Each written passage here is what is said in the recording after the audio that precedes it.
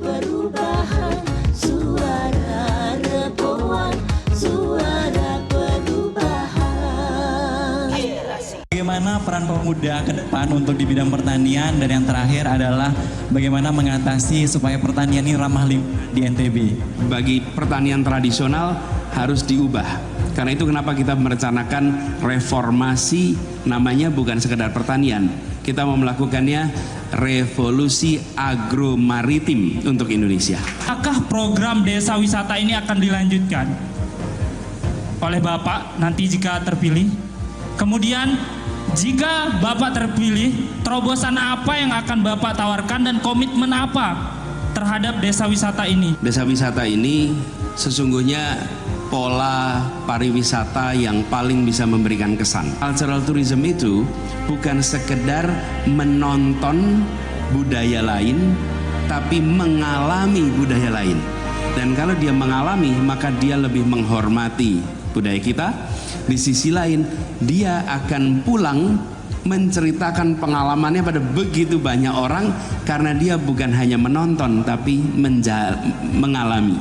Kenapa pola cultural tourism ini bagus sekali? Gimana ini untuk mahasiswa mencari pekerjaan setelah lulus kuliah? Kita ingin untuk mendorong padat karya. Apa itu? Manufaktur, pertanian, perkebunan, peternakan. Sektor-sektor itu penyerapannya bisa sampai 44%. Memberikan kemudahan akses permodalan untuk usaha mikro dan kecil, supaya mereka langsung bisa menyerap tenaga kerja. Begini, makin hari kita makin menemukan persoalan kesehatan mental. Puskesmas di Jakarta dibuat menjadi menangani kesehatan jiwa dan kesehatan fisik. Kita ingin kerjakan meneruskan Jakarta dengan cara membuat hotline untuk kesehatan mental. Siapa saja dari mana saja bisa menghubungi untuk berkonsultasi dan nanti mendapatkan bantuan kesehatan mental.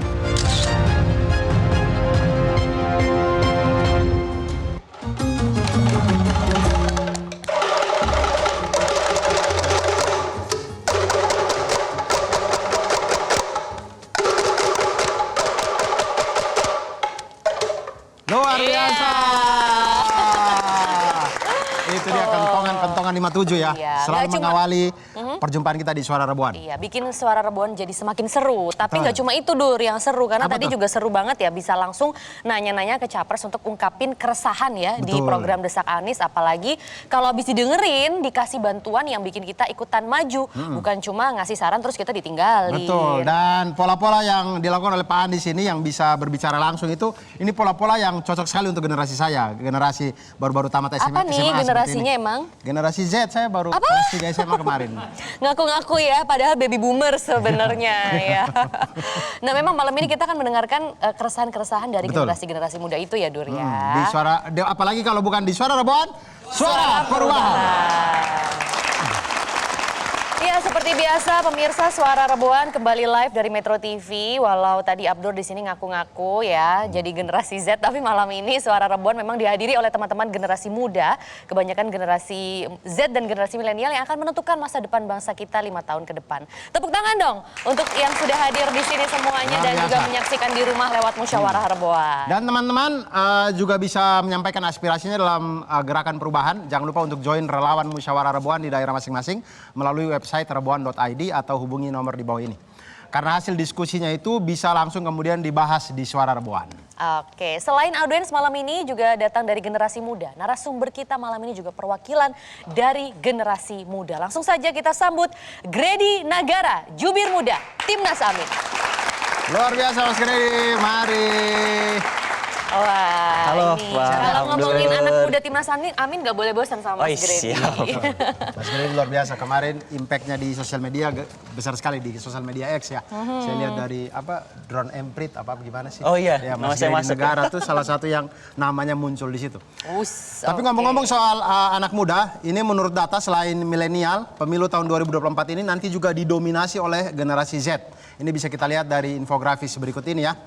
Jadi ada grafis jumlah pemilih di 2024 yang sudah ditetapkan oleh KPU. Di situ jumlahnya itu mencapai 204.807.222 pemilih. Dan jumlah pemilih pemilu 2024 berdasarkan kelompok usianya itu dari Juli 2023 ya, ada 66,8 juta itu yang milenial. lahir 80 sampai 94. Oke. Kemudian 57,5 juta itu ada Gen X yang lahir pada 65 sampai 80. Kamu ya Dur itu? Saya lebih tua, saya sama ini pendekar Oke. harum bareng. Kemudian 46,8 juta generasi Z yang lahir pada tahun 97 2012. Nah, itu saya. Oh. Sisanya generasi baby boomer kelahiran tahun 46 sampai 64 dan generasi pre-boomer kelahiran 1945. Nah, sekarang kalau kita lihat dari pemilih-pemilih ya, segala macam yang itu. Kira-kira peluang untuk orang pilih Amin gede nggak sih, Mas Gredi? Gede sih, karena kan Amin tuh gagasannya anak muda banget ya. Gitu. Jadi kalau mau lihat lebih dalam, apalagi Pak Anies juga udah keliling kemana-mana bikin acara Desak Anies juga kan. Semua gagasan itu dibongkar di situ ya kan, semua boleh nanya, bahkan pertanyaan-pertanyaan aneh juga dipertanyakan. Jadi sebetulnya peluang itu sangat besar ya. Jadi kalau mau dibilang mana yang paling mendengarkan Milei dan Gen Z ini, sebetulnya pasangan Amin ini gitu. Oke, coba kita buktikan kalau gitu ya. Ini kita akan lihat kompetensi pemimpin seperti apa sih yang dianggap Gen Z harus dimiliki. Kompetensi utama calon pemimpin di mata anak muda itu ada jujur dan tidak korupsi, itu 31%. Kemudian berprestasi saat memimpin 15%. Kemudian merakyat dan sederhana 13,9, hampir 14%. Kemudian pengalaman memimpin 13,9. Oke, nah itu tadi kompetensi yang diinginkan oleh Gen Z. Apakah memang itu semua ada di pasangan Amin, Mas Gredi? Ya, jadi sebetulnya gini, saya mau cerita soal Gen Z-nya ya. Jadi kan Gen Z ini kan populasinya besar ya, milenial dan Gen Z ini besar. Tapi ada satu hal yang orang tuh jarang tahu, bahwa sebetulnya masalahnya Gen Z sekarang itu jauh lebih berat dibandingkan dengan generasi sebelumnya. Gitu. Contohnya. Ada surveinya. Jadi survei IDN Research Institute itu baru-baru ini 2023 itu top one priorities issue yang paling dikhawatirkan oleh Gen Z itu justru masalah ketimpangan sosial. Baru diikutin mental health, diikutin pendidikan, baru diikutin kemudian teknologi, baru partisipasi. Jadi yang pertama itu masalah sosial ekonomi. Ini wajar banget. Kenapa? Karena mungkin kalau yang kebanyakan orang lihat itu Gen Z itu ya yang ada di media sosial ya, yang hahi dan segala macam. Mostly Gen Z itu rata-rata pendapatan mereka itu 2,5 juta, kurang dari 2,5 juta. Mostly Gen Z. Itu hasil surveinya seperti itu.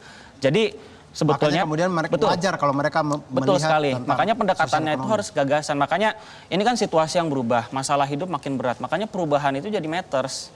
Jadi sangat relevan. Perubahan itu kan inovasi. Dalam bisnis kita berinovasi itu ada inovasi. Ekosistem berubah, bisnis berubah. Betul. Sama ketika dalam masalah sosial ini makin kompleks, berarti butuh inovasi gitu. Makanya dan saya kira di Amin ini sirkulasi idenya tuh bagus banget gitu. Nah kemudian begini Mas Gredi, bicara sosial tadi dia tidak terlepas dari media sosial dan segala macam. Apalagi Gen Z itu pengguna sosial media mungkin tertinggi. Paling banyak di antara kita semua yang ada kategori generasi ini. Sosok Amin itu seperti apa dilihat sama Gen Z di sosial media? Ya, jadi menarik ya. Kemarin tuh saya cek di X ya. Itu ada polling-polling yang jadi kalau misalnya mau milih pemimpin pakai vibes ya. Suasana vibes gitu ya. Misalnya gini, ini kalau misalnya ada polling gini, capres mana yang akan survive commuting Bogor Sudirman terus transit Manggarai. Ini satu pemandangan yang biasa banget nih kalau kebanyakan Gen Z terutama di Jabodetabek mereka berangkat dari pinggiran kota Bogor, Depok, Rangkas Bitung itu kan dahsyat itu ya. Capeknya luar biasa, bisa 2 jam sendiri. Itu menarik, ternyata kebanyakan dan kita tahu media sosial itu kebanyakan milenial dan Gen Z itu mempersepsikan Anies yang bisa survive. Naik KRL kemana-mana. Transit di termasuk yang menarik itu. Berdasarkan apa tuh Mas? Mungkin kalau saya duga ini sebenarnya karena kebijakan Pak Anies ya. Vibes. Jadi kebijakan Pak Anies sebelumnya ya kan di Jakarta beliau membangun transportasi publik ya kan. Dan itu kemudian jadi semacam persepsi yang kebangun oleh para anak-anak muda ini bahwa ternyata Pak Anies ini yang pro transportasi publik. Sehingga Pak Anies lah yang dipersepsikan survive untuk bisa commuting. Dan mungkin karena dipersepsikan survive karena Pak Anies itu tipe orang yang tidak takut ketemu orang. Betul, itu juga. Jadi kalau berdesak-desakan tuh Pak Anies itu bukan tipe yang risih gitu. Apa adanya aja. Sama yang menarik ya. Jadi ada satu tweet. Jadi kalau misalnya di antara 3 capres ini siapa yang paling tidak mungkin melakukan mansplaining. mansplaining tuh kayak laki-laki yang merendahkan perempuan. Ternyata Anies yang dianggap tidak akan melakukan itu. Jadi sebenarnya secara isu itu deket banget, lingkungan itu deket, bahkan ada polling kalau capres yang nggak akan pakai galon sekali pakai. Galon sekali pakai kan itu kan bikin sampah ya, memperbanyak sampah, itu Anies. Jadi isu-isu anak muda itu deket banget dan dengan hal-hal itu memang sangat berpengaruh ya buat Gen Z ya. Sekali, sangat berpengaruh. Termasuk sebenarnya bukan hanya Gen Z-nya aja, tapi milenial juga, mostly milenial juga sama, karena kan milenial dan Gen Z ini kan mereka digital native ya, orang yang memang tumbuh sebagian besar hidupnya itu digital, beda dengan misalnya boomers atau X yang mereka itu imigran, jadi mereka yang dari awalnya non digital baru bermigrasi ke digital gitu. Jadi mereka mencari isu yang dekat sehari-hari dengan sekali. Sangat yang mereka personal. lakukan gitu ya. Sangat personal menarik, Dan untuk masalah isu yang dekat sehari-hari dengan kita ini, kali ini karena kita tema tentang Gen Z mau curhat, di studio ini juga sudah hadir teman-teman yang mau curhat. Yang mau gitu curhat, ya. teman-teman dari Gen Z dan milenials yang hadir di sini, yang silakan, ada yang mau curhat mungkin, ada yang silakan mau angkat tangan, ya. nanti kami persilakan. Oke. Ada yang mau curhat mungkin? Silakan. Bang Kojek nih, saya tahu nih Bang Kojek nih. Saya kalau mau pura-pura nggak kenal. Ini Gen Z apa bukan ya? Terus gitu. Milenials, makanya saya bilang milenials dan Gen Z. Saya pura-pura tidak kenal, tidak mungkin. Oke, anak muda lah ya pokoknya. Jadi kan kalau ngobrolin soal anak muda itu berhubungan juga sama olahraga. Ya. Iya, itu pun yang sudah saya rasakan waktu berjuang untuk mendapatkan stadion sepak bola di Jakarta. Jadi di sebelum Pilgub DKI udah beberapa kali janji gubernur untuk membangun stadion tapi nggak terrealisasi.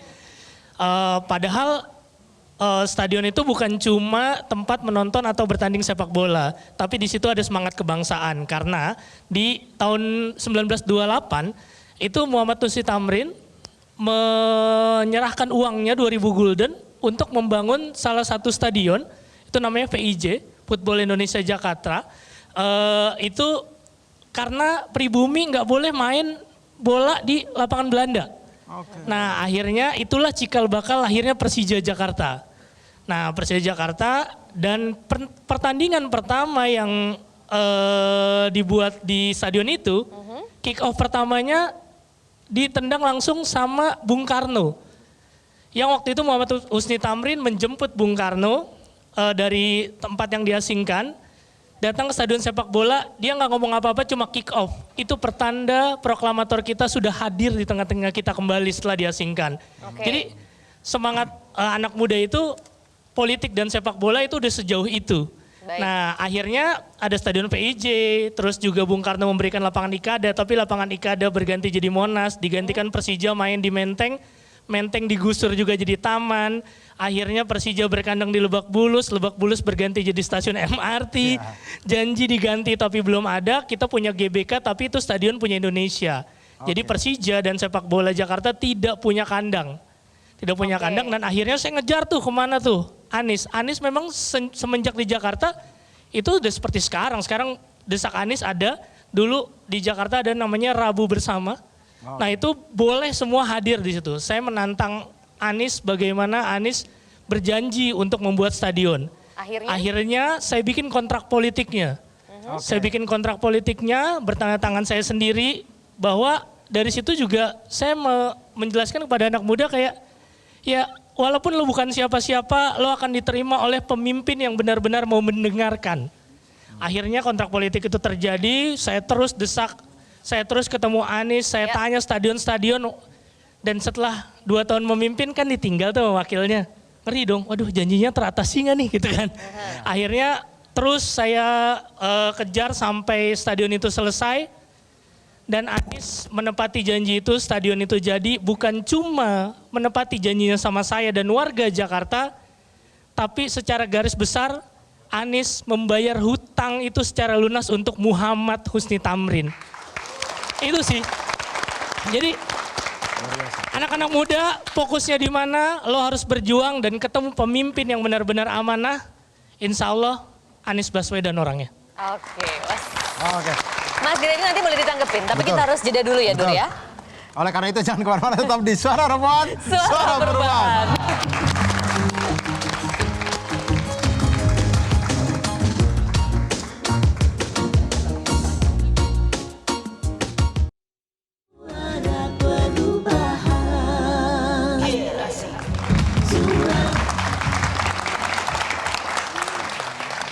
Kembali lagi di Suara Rabuan, Suara Perubahan. Iya, kita juga ditonton dari beberapa titik di Indonesia melalui Zoom nih. Kita mau sapa dulu. Halo semua. Halo teman-teman semuanya. Ada di sini. Oh, tidak ada. Kami tidak bisa lihat, tapi pokoknya teman-teman insya Allah Bisa lihat ya. walaupun kita tidak saling melihat, tapi kita tidak melihat, tapi teman-teman bisa melihat kami gitulah. Iya. Nah, biar makin terbukti kalau pasangan Amin beneran dengerin anak muda. Kita langsung saja nih undang anak muda yang satu lagi ya, yaitu tim penyusun visi misi Amin. Ada Mbak Afra Izzati Kamili. Silakan Mbak Mili. Halo Mbak Mili. Halo, oke. Mbak Cintanya nggak ikut ya? Aduh. Cinta lawas banget, saya ketahuan. Nah, sekarang kita mau dengerin lagi ya? Iya, Curcol-curcolan betul, ya. betul. Siapa nih sekarang yang mau curcol lagi? Silahkan. Oke Mas, boleh? Mana itu Sekali-sekali Mike tadi? deh. Oh, sorry. Saya ya, Iya, sorry, sekali-sekali sorry. nih. Oke. Perkenalkan saya Sofwan, saya adalah satu di antara banyak anak muda yang insya Allah Gen Z beneran ya Bang ya. Yang kita merasa bahwa seharusnya kebijakan publik didahulukan dalam pengambilan kebijakan gitu. Dan kami mendapatkan tempat di tim substansi Amin untuk bisa menjawab keresahan kami. Dan di tim substansi Amin, Gen Z itu diposisikan setara Bang Mbak. Bahkan ketika ada forum, saya gambarkan, dan ada Caimin maupun ada Pak Aniesnya, itu kami diposisikan sama seperti generasi-generasi lainnya gitu. Dan saya rasa kesetaraan ini, pendekatan yang setara ini tidak hanya dirasakan oleh kami, tapi juga oleh jutaan Gen Z di seluruh Indonesia. Dan kita bisa bilang gitu loh, Gen Z itu Bang, Z-nya itu sejujurnya kita nggak bisa dibohongin gitu. Kita bisa membedakan mana capres yang menjadikan Gen Z sebagai subjek dan mana capres yang menjadikan Gen Z sebagai objek atau sekedar komoditas politik karena jumlahnya banyak gitu. Kita bisa lihat Amin tiap hari ke daerah membuka diskusi bersama anak muda. Dan kita bisa lihat mana capres yang hanya menjanjikan gimmick atau kalau sekarang mungkin buzzwords yang kayaknya Gen Z banget ya. Kripto Bang ya, 4.0 dan seterusnya. Padahal kita tahu mana yang peduli dan mana yang tidak gitu. Terakhir ya, saya kasih contoh mana capres yang betul-betul peduli terhadap isu Gen Z. Satu, soal lingkungan misalnya. Pada November 2023, Walhi mengundang ketiga capres dan ternyata hanya 01 yang hadir ketika itu.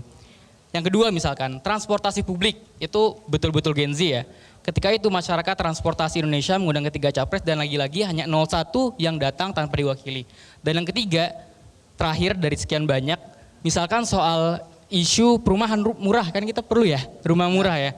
Di antara ketiga capres hanya sekali lagi 01 yang hadir tanpa diwakili. Nah kalau dari situ menurut saya ya anak muda ya Amin dulu aja lah kalau kurang lebih kayak gitu Mbak. Bang, terima kasih. Oke, lanjut kalau gitu. Nah sebelum kita lanjut nanti mendengarkan curhatan dari Gen Z ini. Nah Mbak Mili, saya tuh mau Mili tanya. sudah Tadi hadir di sini. bilang bahwa Gen Z itu Amin adalah yang paling peduli dengan masalah-masalah Gen Z dan segala macam. Kira-kira Mbak Mili sebagai yang anak muda yang menyusun visi misinya juga untuk Gen Z dan segala macam, ada tidak visi misi yang itu betul-betul Gen Z perlukan, yang kemudian ada istilahnya kan FOMO ya biasanya kan, yang ada indikasi FOMO-nya, yang misalkan kayak ini visi misinya ini kalau Gen Z tidak pilih kayaknya gitu ya? kayaknya saya jadi harus ikut arus nih, harus ikut tren gitu. Jadi ada vibes itunya. Kira-kira ada tidak sih?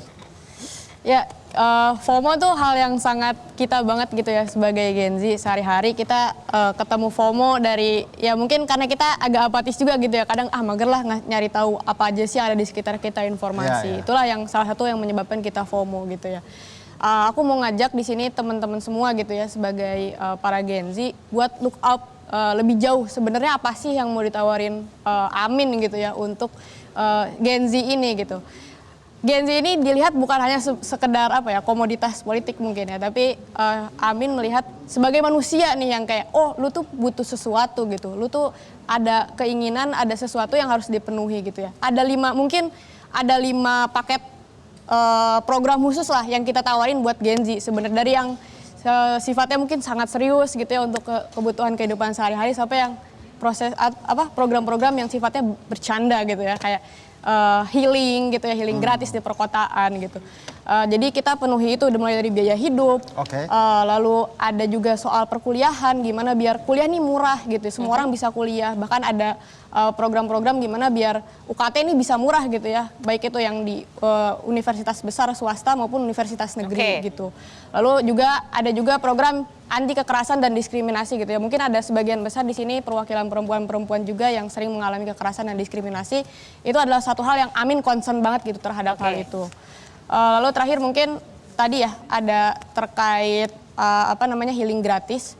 Itu juga salah satu yang kita pengen banget pemuda itu bisa dapat. Biar apa? Biar kita kerja juga enak gitu ya. Kita sebagai generasi yang mungkin sandwich generation harus menanggung orang tua kita, harus menanggung mungkin adik-adik kita gitu. Itu juga bisa menjalani kehidupan dengan lebih baik dan lebih bahagia lah. Kalau tagline kita tuh ujungnya adalah gimana Gen Z itu bisa tidur nyenyak tanpa cemas kayak gitu. Tapi kalau sebanyak itu ya sebenarnya ya, kalau sebanyak itu harusnya Gen Z itu mikir, wah kalau nggak milih Anies atau nggak milih Amin nggak keren nih. Gitu. Harusnya ya, makanya ini soal literasi sih. Sebenarnya teman-teman sangat bisa mendapatkan ini secara online gitu ya. Kita punya website aminajadulu.com, silahkan dilihat juga. Atau kalau mau lebih jauh lihat kayak fitnah-fitnah apa aja sih yang diserang ke Amin gitu ya. Karena kita hidup di dunia informasi, bisa dicek juga di fitnahlagi.com gitu. Nah terus kemudian tadi masalah healing gratisnya. Healing gratis maksudnya membaguskan kota-kota yang ada kemudian bisa dijadikan tempat healing juga kan? Bukan berarti presiden kasih uang jalan-jalan gratis kan? Kayak gitu, maksudnya kita tuh healing kadang sederhana ya. Sebagai orang yang kayak kerja dari pagi sampai malam tuh mungkin healing sederhana. Kayak tadi yang sempat disebut Mas Kojak juga gitu ya.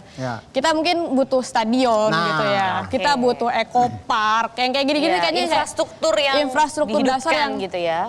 Di situ tuh kita bisa berkreasi, kita bisa berkarya gitu sesuai dengan minat kita, sesuai dengan kebiasaan-kebiasaan dan hobi-hobi kita. Artinya kalau mau lari doang nggak perlu ke Senayan gitu. Orang Sawangan ke Senayan buat lari doang. Jadi kan di Sawangan bisa. Jadi bukan bangun jalan tol doang, bukan bangun IKN doang gitu kan misalnya. Oke, kita lanjut deh. Mungkin ada lagi mungkin yang mau curcol. Silakan. Ini kakak-kakak yang pakai kacamata nih, angkat tangannya tinggi sekali. Mana mic kita? Oh, sudah di situ. Silakan Kak. Assalamualaikum warahmatullahi wabarakatuh. Waalaikumsalam warahmatullahi wabarakatuh. Perkenalkan, saya Vinda, usia 25 tahun. Saya Gen Z yang berprofesi sebagai guru TK. Jadi kalau bicara soal guru itu pasti ujung-ujungnya yang ditawarkan oleh semua paslon adalah kesejahteraan guru dalam bentuk insentif gitu. Gaji, tunjangan, pengangkatan guru honorer gitu. Yang mana memang itu butuh concern. Tapi buat saya pribadi ada hal-hal yang menjadi kegalauan. Saya baru saja gitu ya bersama guru-guru lain mungkin merasakan bug big booknya pindah kurikulum secara cepat gitu dari kurikulum 13 ke kurikulum merdeka gitu. Berarti kita punya kegalauan juga, apakah tradisi ganti pemerintah ganti kurikulum ini akan lanjut gitu ya. Tapi ternyata setelah saya baca visi misi, Amin jelas mengatakan bahwa kurikulumnya tetap gitu, tidak ganti. Kita akan maksimalkan apa yang ada. Karena menurut saya K13 dan Merdeka juga sebenarnya sama aja, mirip-mirip gitu. Kemudian karena saya Gen Z gitu ya, generasi muda yang berprofesi sebagai guru, kadang saya merasa profesi guru tuh gini-gini aja, berangkat, ngajar, pulang gitu. Padahal saya melihat teman-teman saya itu punya banyak sekali kemampuan, baik itu leadership, public speaking, kemudian cara mengajar yang inovatif gitu, yang butuh nih untuk difasilitasi karirnya gitu. Dan alhamdulillah juga ketika saya baca visi misi Amin, di situ dijelaskan bahwa akan ada kesempatan berkarir yang lebih untuk guru seperti itu. Jadi pastinya saya berharap Amin bisa menang, jadi kita bisa tagih bareng-bareng. Amin. Aminin aja dulu ya. Next ke testimoni berikutnya, silahkan boleh dioper mic-nya. Kanona Polkadot. Iya. Sorry. Itu polkadot gak sih kalau hitam putih begitu? Betul, polkadot juga Kakak. ya? Halo, selamat malam. Selamat malam, Kak. Ya, perkenalkan nama saya Anissa. Di sini saya sebagai aktivis. Pengalaman saya sebagai perempuan tentunya seringkali mendapatkan diskriminasi, terutama dalam menjalani karir. Selama perjalanan saya hidup, tentunya ketika saya menempuh pendidikan banyak sekali obrolan-obrolan dari orang-orang, ngapain sih perempuan harus belajar setinggi-tinggi mungkin? Ngapain sih perempuan harus sekolah sampai S1, S2, mungkin sampai PhD? Yang mana ujung-ujungnya akan menjadi ibu rumah tangga. Yang mana nanti ujung-ujungnya akan menjadi bolak-balik dapur, sumur, dan kasur. Buat apa gitu. Tapi di sini saya percaya bahwa ketika seorang perempuan memiliki pendidikan yang tinggi, yang siap akan menjalani kehidupan untuk kedepannya, ketika seorang perempuan tersebut sudah dibekali oleh ilmu, maka akan terciptanya keluarga yang harmonis. Maka seorang ibu itu bisa mendidik anak-anaknya dengan baik gitu. Entah kedepannya akan seperti apa, seorang perempuan itu bisa menentukan jalan pilihnya, jalan hidupnya sendiri gitu. Entah ia akan menjadi seorang ibu rumah tangga atau menjadi wanita karir. Kalau menjadi wanita karir mungkin ia akan menjadi pemimpin di perusahaannya atau di organisasi atau dimanapun ia berada. Tapi yang sering kali kita hadapi saat ini adalah perbatasan gender gitu. Kalau misalkan menjadi seorang ibu rumah tangga, ya udah ibu rumah tangga kerjanya di rumah aja, ngapain gitu ibu rumah tangga memiliki pendidikan yang tinggi gitu. Nah, yang saya senangkan adalah bahwa dari visi misi pasangan calon Amin ini adalah ia akan mengutamakan mengenai kesetaraan gender gitu. Kesetaraan akan pendidikan juga. Baik. Itulah yang saya harapkan mungkin ke depannya pendidikan dan kesetaraan untuk perempuan mungkin akan bisa terlaksana dengan baik. Amin. Terima kasih Kakak Anissa. para pemberi testimoni kita. Nanti masih ada testimoni berikutnya. Tapi kita jeda dulu ya. Tanggapan dari kakak-kakak dua orang yang di sini, Mas Gredi dan Mbak Mili. Tapi jangan kemana-mana, tetap di Suara Rebuan, Suara Perubahan.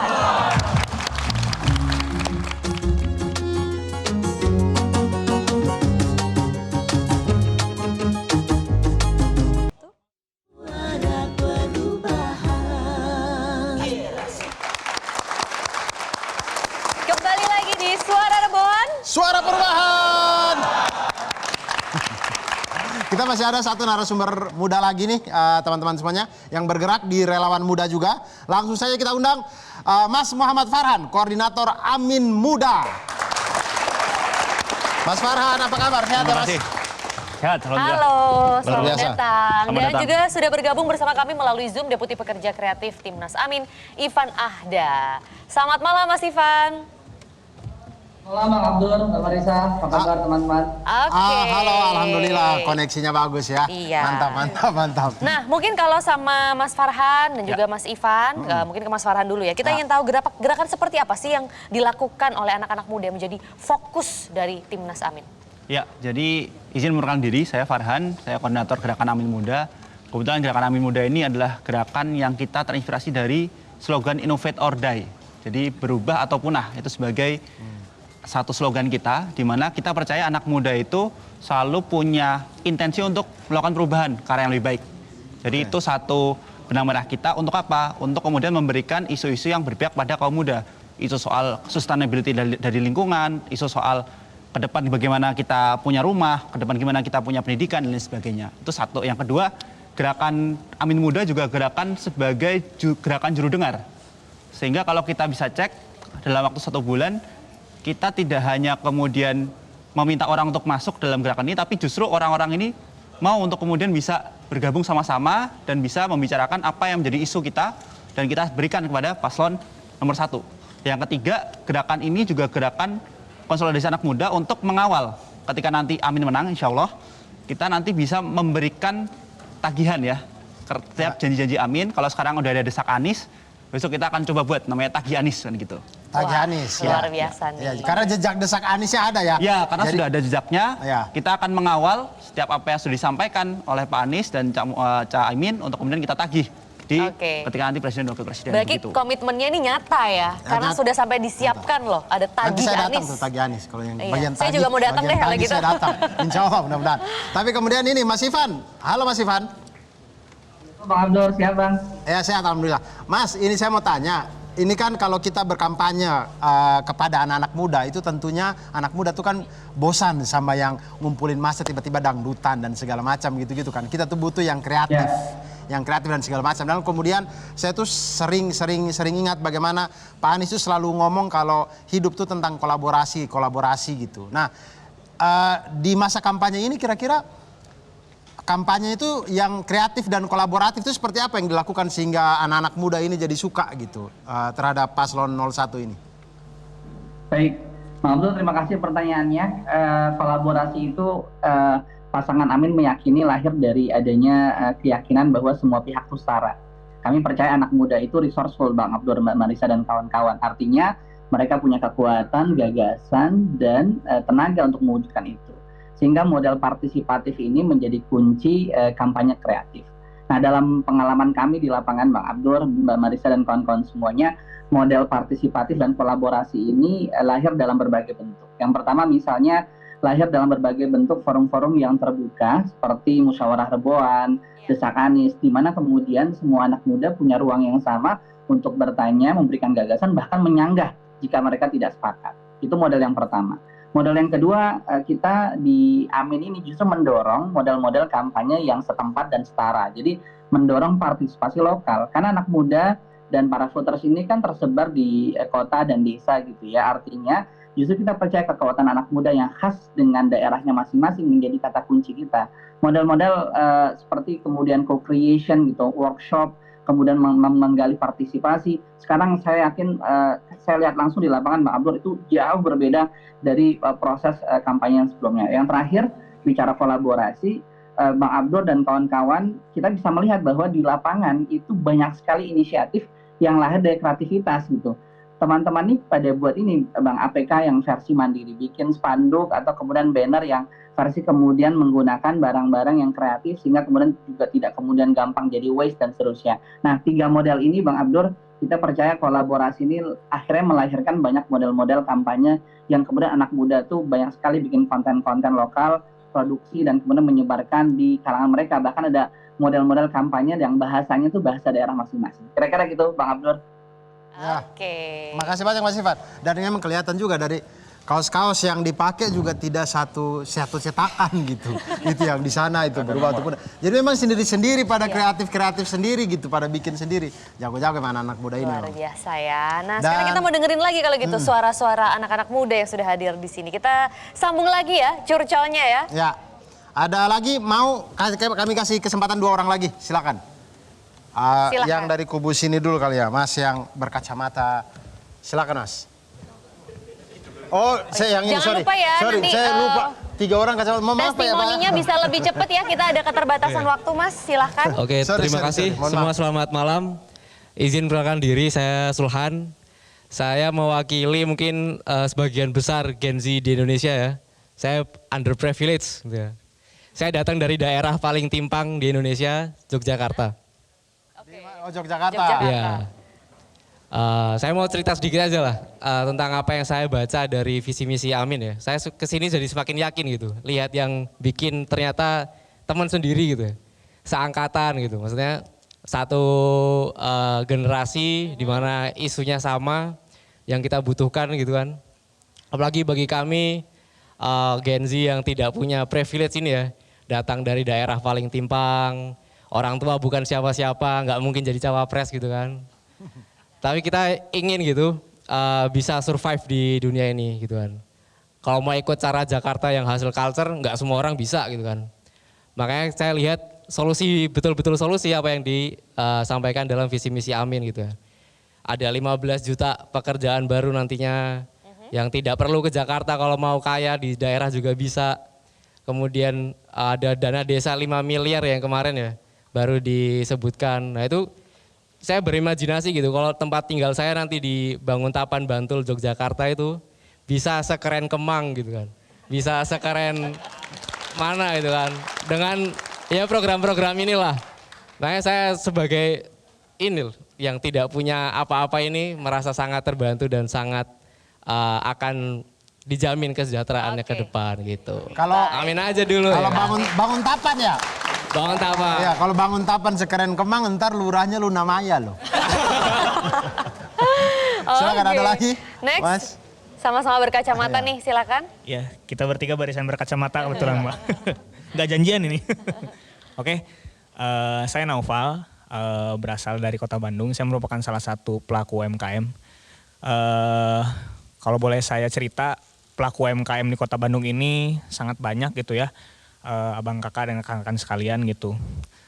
Dan saya cukup memperhatikan gitu dari ketiga paslon ini kiranya mana yang memang bisa memberikan istilahnya suatu solusi atau suatu supporting lah kepada kami selaku pelaku UMKM gitu ya. Bicara mengenai penguatan ekonomi digital, kemudian juga bicara terkait pemangkasan atau penyederhanaan regulasi, kemudian juga terkait hilirisasi di mana penguatan nilai atau value daripada suatu produk itu semua sudah disampaikan dari tiga paslon. Tapi saya as a Gen Z gitu ya, as a Gen Z, saya ini memilih seseorang untuk menjadi pemimpin based on track record. Yang saya lihat di sini yang menarik itu adalah Pak Anies Baswedan dengan program Jakpreneur-nya. Saya cukup membedah terkait program Jakpreneur ini, di mana yang menarik itu adalah program pendampingan, pelatihan, kemudian juga terkait penyederhanaan regulasi dan juga administrasi gitu ya. Karena saya cukup aktif gitu ya dengan diskusi dengan pelaku UMKM di Kota Bandung gitu. Rata-rata permasalahannya hampir-hampir serupa gitu. Dan sayangnya saya melihat kurangnya atensi di sini. Bicara UMKM, data dari Kementerian Koperasi dan UMKM, kita ini penyumbang lebih dari 60% PDB negara. Harusnya kita ini bisa privilege-nya kita mendapatkan atensi yang lebih. Saya harapnya begitu. Tapi yang saya highlight di sini, kita bicara definisi UMKM nih. Usaha, mikro, kecil dan menengah. Tapi cenderung banyaknya itu supportingnya tuh ke yang menengah dan usaha besar. Padahal bicara UMKM ini dominasinya ya kita ini pelaku usaha yang masih level mikro dan kecil. Jadi merasanya masih kurang ya?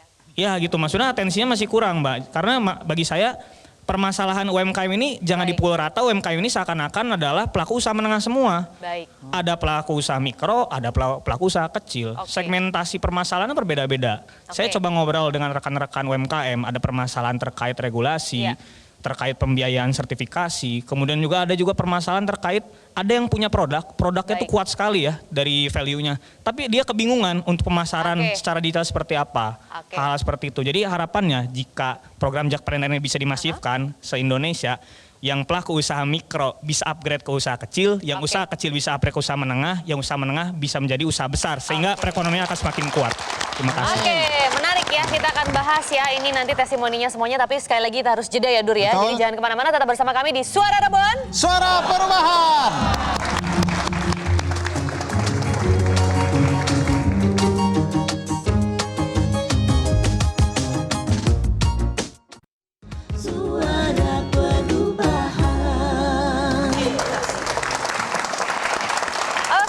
Kembali lagi bersama kami di Suara Rebon. Suara Perubahan. Ya, tadi sudah ada 2 testimoni dari anak muda Gen Z yang kita dengarkan ya soal yang underprivileged dan juga mengenai UMKM. Mas Gredi, silakan tanggapannya.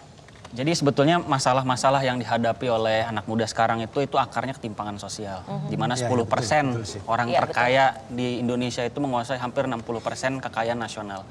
Nah, ini yang membuat kenapa akhirnya resource itu jadi langka. Nah, kalau resource-nya langka itu kan penguasaan properti, penguasaan lahan, sumber daya alam itu dikuasai oleh segelintir orang yang membuat harga hunian, ya kan, harga biaya hidup, lapangan pekerjaan makin susah, pendidikan makin susah, itu jadi harganya meningkat semua. Sehingga saya meminjam istilah Gus Imin, itu harus diselepet gitu ya, itu harus diselesaikan. Caranya bagaimana? Pertama adalah kita harus merefocusing anggaran lagi, ya kan, melihat kembali, mengevaluasi ulang anggaran-anggaran yang itu tidak sesuai dengan agenda pemerataan, misalnya tadi IKN gitu ya, itu lebih daripada bangun mega proyek besar itu mending dibagi kepada 40 kota sebagaimana kata Gus Imin.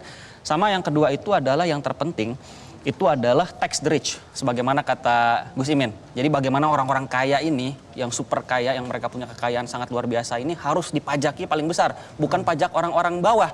Kenapa? Karena dengan mempajaki orang-orang besar diharapkan nanti ada redistribusi kekayaan yang itu akan mengalir ke bawah, kira-kira gitu. Oke, jadi termasuk yang tadi pelaku UMKM itu juga ketimpangan sebenarnya ya, karena yang diperhatikan ternyata yang menengah ke besar gitu, bukan yang mikro, kecil. Itu yang kemudian kita sering dengar ada skala prioritas. Ketika skala prioritas itu digunakan, maka kemudian hal-hal yang kita rasakan sebagai anak muda ini harusnya bisa diselesaikan karena dananya ada sebenarnya. Betul. Cuman tidak pernah diprioritaskan aja gitu selama Makanya ini. sekarang di penghujung acara ini kita ingin tanya ya closing statement dari masing-masing narasumber, mungkin singkat saja dari Mas Ivan dulu. Mungkin kita ingin tahu apa saja sebenarnya gagasan dan kebijakan Amin yang melibatkan anak muda yang juga mampu mengubah masa depan dan juga mungkin afirmasi atau semangat untuk para anak muda yang bisa menggunakan hak pilihnya. Silakan. Baik, Mbak Maria, terima kasih. Pasangan Amin sangat percaya pada konsep keadilan sosial. Bicara anak muda, maka kita bicara keadilan antar generasi. Maka gagasan-gagasan yang disiapkan kami untuk anak muda berbicara pada 3 area. Pertama, bagaimana memastikan kehidupan di masa depan berkualitas dan menjadi lebih baik. Maka isu-isu pendidikan dan kerjaan menjadi fokus yang kita kuatkan. Yang kedua, bagaimana memberikan ruang dan kesempatan yang sama dan setara bagi teman-teman anak muda yang berasal dari manapun. Kita nggak bicara hanya kota, tapi juga berada teman-teman yang ada di desa dan teman-teman di belahan Indonesia lainnya. Yang ketiga, kita bicara bagaimana kemudian juga memastikan partisipasi aktif anak muda tidak hanya sebagai gimmick dan kiasan, tapi mereka berada pada epicentrum perubahan. Maka 3 hal ini sebenarnya sudah cukup untuk meyakinkan teman-teman semuanya, karena teman-teman anak muda ini mewakili 50% lebih pemilih aktif pada saat Pilpres nanti. Maka saya ajak teman-teman semua jangan pernah kelewat untuk bisa mencoblos pada saat nanti hari H dan juga mengajak teman-teman di circle-nya masing-masing. Bang Abdur, Mbak Maria, terima kasih. Baik. Sama-sama Mas Ivan. Terima kasih. Mbak Mili. Singkat, mungkin saya agak nggak seoptimis itu ya, tapi sedikit pesimis. Yang penting teman-teman kita semua ingat gitu ya, atas segala informasi yang berada di sekitar kita, jangan sampai kita terpapar hoax gitu ya. Tadi aku mau remind lagi, Amin punya fitnahlagi.com buat ngelihat mana yang fitnah, mana yang sebenarnya benar gitu. Terus mungkin satu pesan terakhir, jangan sia-siakan hak pilih kita, karena sebenarnya apatisme kita itu nggak merubah apapun dan nggak mempengaruhi siapapun gitu ya. Jangan sampai di akhir nanti kita julid gitu ya, karena misalkan kita FOMO gitu, tidak memilih apa yang seharusnya kita pilih. Aku berharap kita semua nanti di akhir tuh bisa pamer gitu ya, posting di Insta story kita, udah foto, udah milih, terus kita bangga gitu bahwa oh ternyata apa yang saya pilih tuh bisa memenangkan Indonesia dan merubah Indonesia ke depan. Gitu. Tapi kenapa pesimis sih? Tadi harus optimis dong. Kan minimal bisa healing gratis gitu. Itu aja cukup gitu kalau buat anak muda. Oke, kadang-kadang isu-isu sederhana itu memang menarik perhatian dari anak-anak muda khususnya Gen Z ini ya. Betul. Berikutnya Mas Gredi, gimana? Semua ngomongin Indonesia Emas 2045. Betul. Ya kan? Tapi masalahnya adalah Indonesia Emas itu punya syarat. Syaratnya itu adalah kesejahteraan atau kemakmuran itu harus terjamin dulu buat anak muda, baru kemudian anak muda itu berkreativitas. Jadi jangan menuntut anak muda kreatif, produktif tanpa biaya hidup yang paling basic ini, infrastruktur dasar ini terpenuhi. Karena kalau itu tidak terpenuhi, emas itu tidak akan pernah tercapai di 2045. Dan kita tahu hari ini MK sebagai lembaga kehakiman yang sangat tinggi itu dilecehkan, demokrasi kita dihancurkan, ya kan? Kemudian ketidaksetaraan itu di mana-mana dalam segala level. Dan saya mengajak teman-teman semua, ini udah saatnya untuk kita berubah dengan cara memilih Amin di pemilu 2024. Ya. Karena pilihannya itu cuman berubah atau punah. Gitu kira-kira. Oke, intinya biar nggak ada ordal itu ya, Biar tidak ada menyebalkan ordal. itu ya kalau kata Pak Amin ya. Pak Anies ya. Oke. Mas Farhan, bagaimana Mas Farhan? Oke, hari ini kita melihat ada seorang aktivis muda yang dengan ketulusannya menggagas Indonesia Mengajar. Hari ini kita melihat seorang aktivis muda yang dengan kompetensinya menjadi rektor muda ternama. Dan kita melihat dengan integritasnya menjadi seorang gubernur DKI Jakarta. Dan orang tersebut sekarang menawarkan dirinya menjadi penanggung jawab kesejahteraan rakyat, ingin mengambil seluruh masalah problematika rakyat, dan orang itu bernama Anies Rashid Baswedan dan Muhaimin Iskandar. Dua nama ini yang saya harap ke teman-teman semuanya, untuk teman-teman pilih di 14 Februari 2024 nanti. Dan saya ingin mengajak teman-teman semuanya untuk mengamini gerakan Amin Muda, gerakan yang pro perubahan untuk Indonesia lebih baik, gerakan yang berpihak kepada anak muda, gerakan yang ingin menjadikan Indonesia berkeadilan sosial. Amin Muda, berubah atau punah. Amin Muda, berubah atau punah. Amin Muda, berubah atau punah. Terima kasih. Luar biasa. Itu hal yang keren sekali. Amin muda berubah atau punah. Wakanda nomor Indonesia Iya, Forever. mau berubah atau punah kita ini. Luar biasa loh, luar biasa. Itu dalam sekali. Dan teman-teman terima kasih banyak Mas Gredi. Terima kasih banyak. Terima kasih. Mbak Mili, terima kasih banyak. Mas Farhan, terima kasih banyak. Mbak Mili, thank you.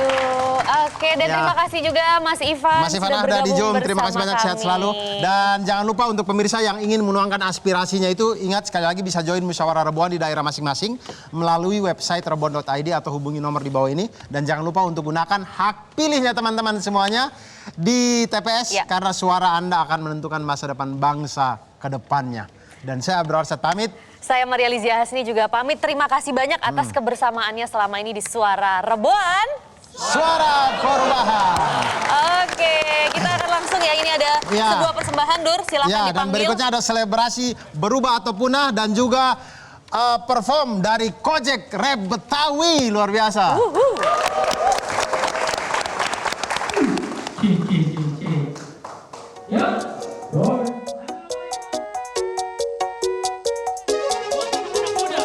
Ini lagunya. Untuk perubahan, yuk bilang amin.